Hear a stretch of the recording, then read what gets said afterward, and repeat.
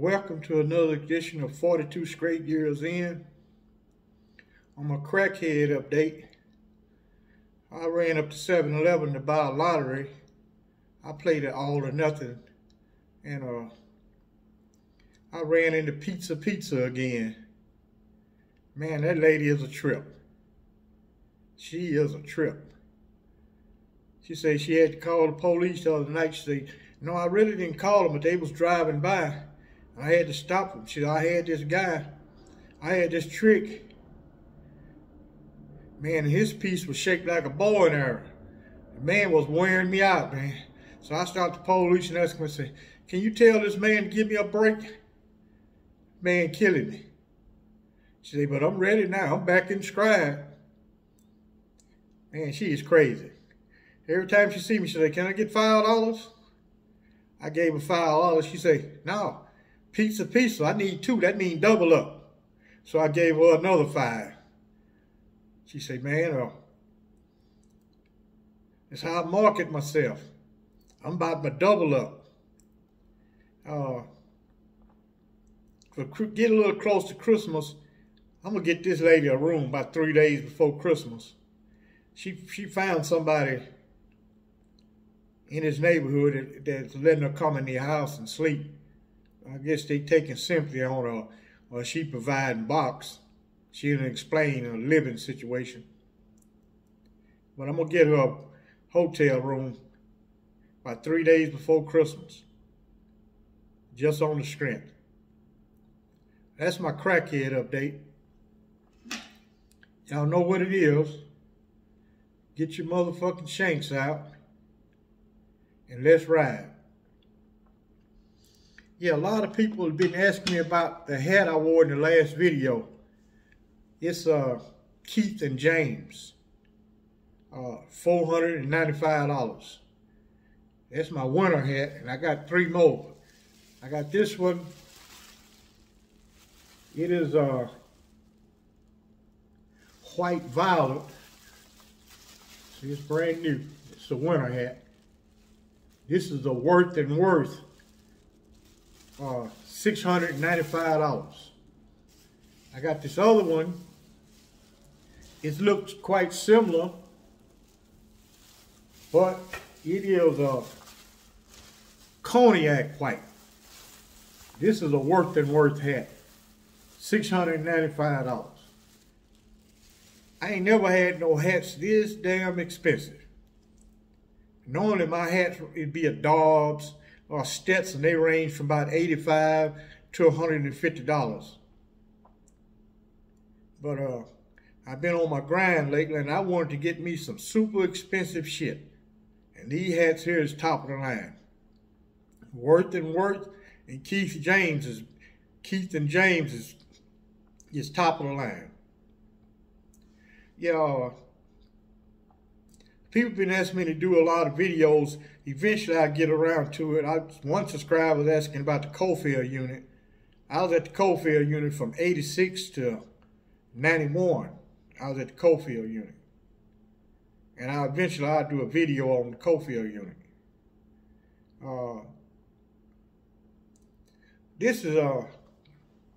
I spoke on this guy in a couple other videos.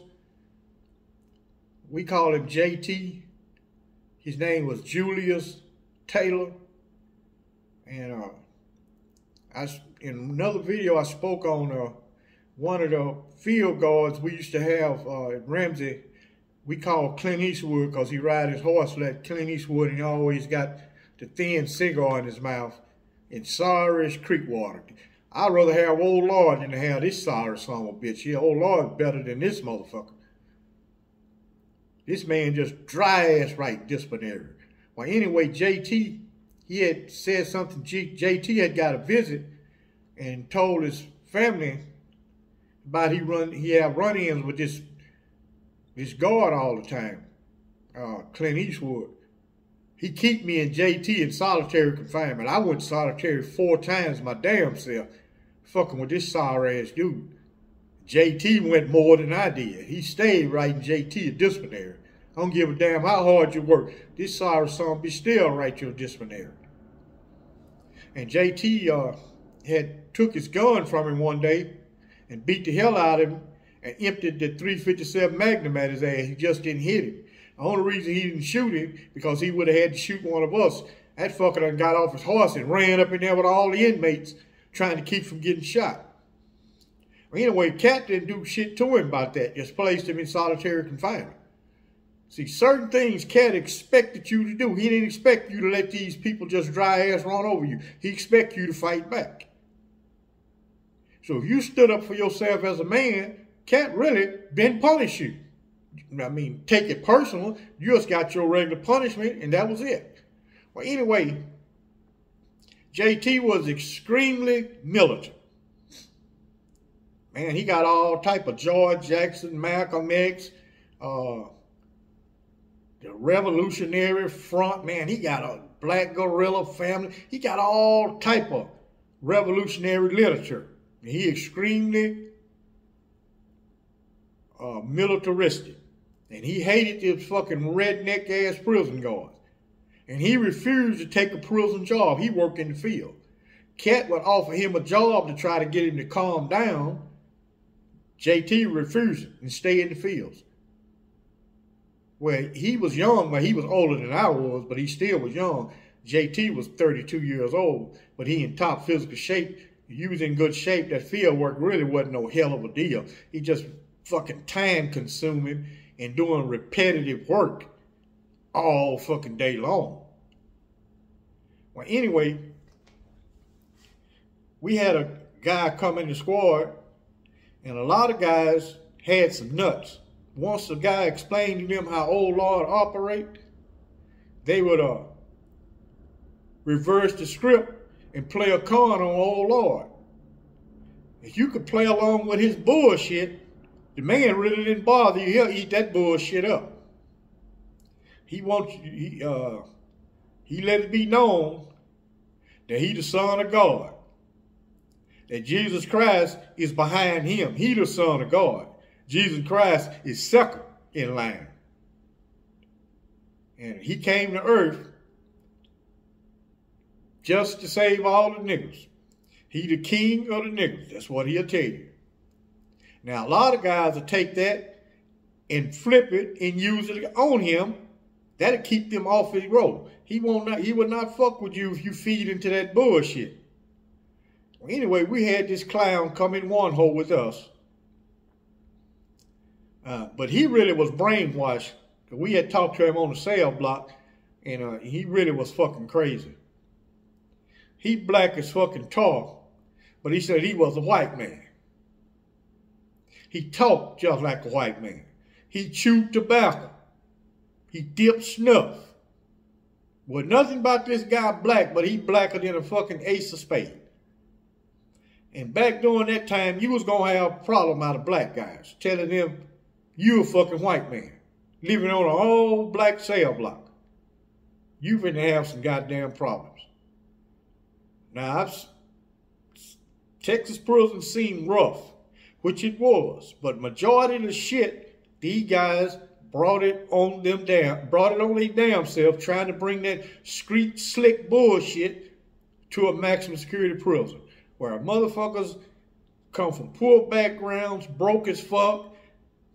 Majority at Ramsey got life. They ain't got a damn thing to lose.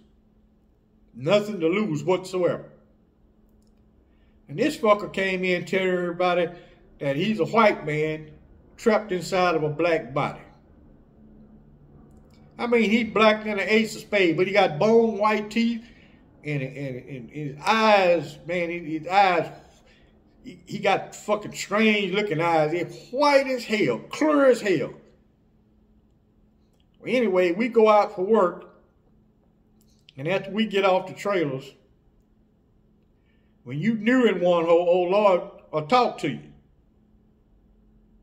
And he called him to the side. So we had called him Peckerwood.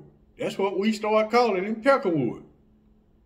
He could sing Charlie Pride. He know all country and western. He didn't know nothing about no soul music. This motherfucker didn't know one soul song.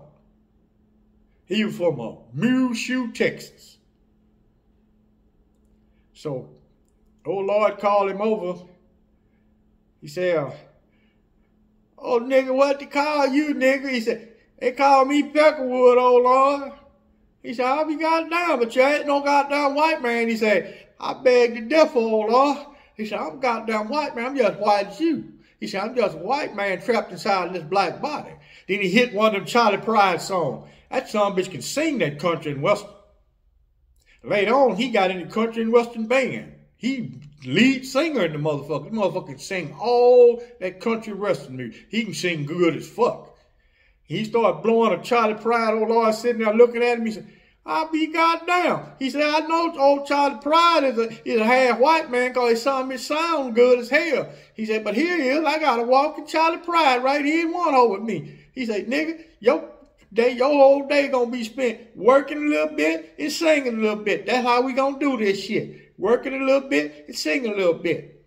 He said, but I like to know what makes you think you're a white man. You're black and goddamn tall. He said, oh Lord, my DNA just got fucked up. Oh Lord don't know what no fucking DNA is. He said, my mama, she raised me as a white man. And I lived with white people. So I don't know nothing about no niggas.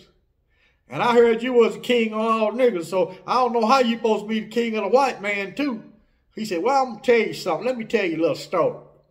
He said, I ain't no goddamn white man in the penitentiary. He said, all white men are just like me. We work, we take care of our goddamn family, we don't steal, we don't rob people.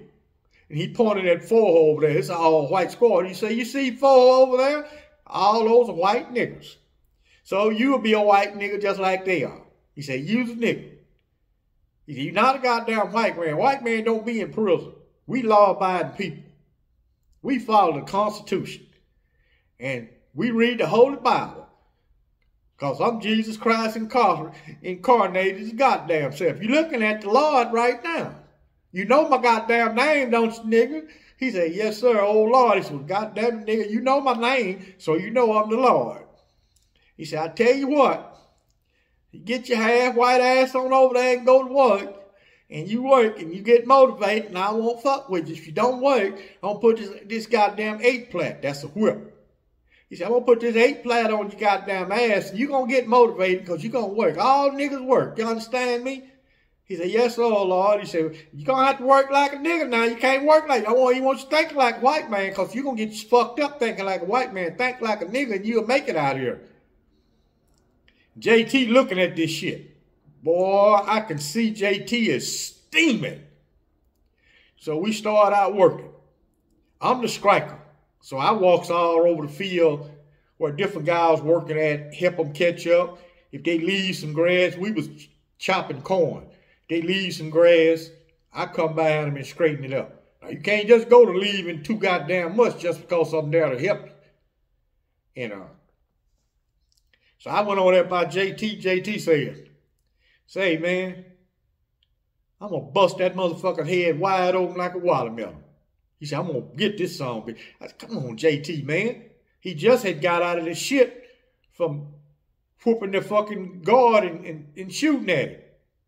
I said, come on, man. I know eventually cat only going to take so goddamn much from you. I know that. So, man, we was working. We didn't even have a fast pace that day. We was moving at our normal pace. And we went to our first water break. JT don't get no water. He's standing back looking. He still got his work tool, a grub and hold what we call an Aggie in Texas prison. JT still got his Aggie in his hand. They don't allow you to go up to the water buckets with no work tools in your hand so you can attack a defenseless guy. They don't allow that. You get your ass shot walking up to that water bucket with a weapon in your hand. So JT standing there, don't get no water. When Peckerwood come back to pick his work tool up, JT hit him in the head with the Aggie. Boom! Oh Lord pulled his goddamn gun. He shot up in the air because too many inmates around. He'd had to shoot a lot of guys. And from the gunshot, it made Captain Bad and Red Ryder, who's the field major, ride over to see what the fuck is going on. And oh Lord started hollering for Red Ryder. Major, come over and get this crazy ass nigga JT. He done killed his goddamn Peckerwood. He done killed this son of a bitch. You better come get him before I kill him. And he told JT, he said, only reason I don't kill you, nigga, cause Cat told me not to bother you. He said, that's the only goddamn reason I don't kill you. He said, you a mean nigga, JT. I swear I'll kill your goddamn ass. You take another step, I will blow your goddamn head off and fuck Cat. I will kill you. So we tell him, JT, come on, JT. We know if he pointed the gun, you was shot. I'm surprised he fired that warning shot. He don't never do that. He know to shoot your ass. Finally, Red Ryder rolled up and said, what happened, old JT? JT don't say nothing. He was standing there looking at him, mad as a motherfucker. Peckerwood laying on the ground, bleeding like a fucking stuck pig. So Red Ryder get on the walkie-talkie and call for Cat. Cat come out there. They handcuff JT and take him in. When we get in that evening, they done place JT in solitary confinement. 15 days in solitary confinement for fighting with a weapon and assault on the inmate with a weapon. And Cat just got tired of him. He transferred him after he finished his solitary, 15 days in the hole, transferred him to the Eastham unit. Wrong fucking place to go. White inmate guards run the Eastham unit. Be down there predominant white. And they hard as a motherfucker. They inmate guards way worse than Ramsey inmate guards.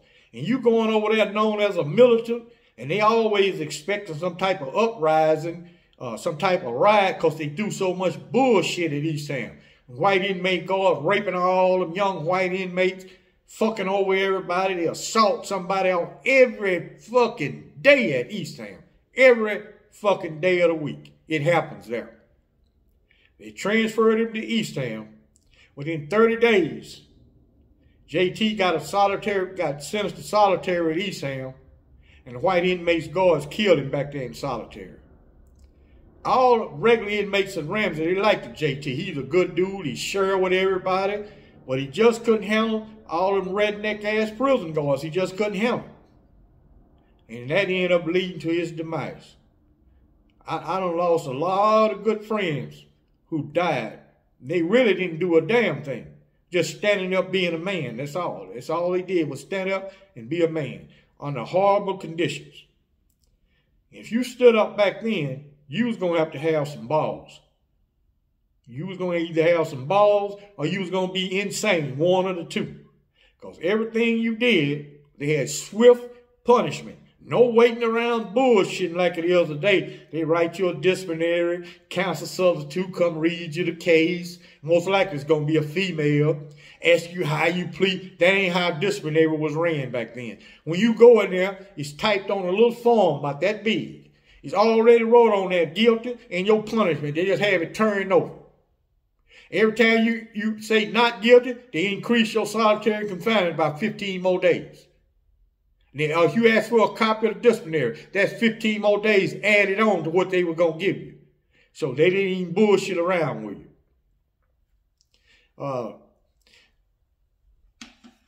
Y'all keep your shanks ready. It's close to the holidays. These fuckers is broke. Some of them going to be eating bologna and Viennas for Christmas. They trying to steal your merchandise out of your car when you go shopping. Keep your head on a swivel. Be ready to move on these clowns at all times. Support me over on Patreon. Like and subscribe. And I thank you for watching.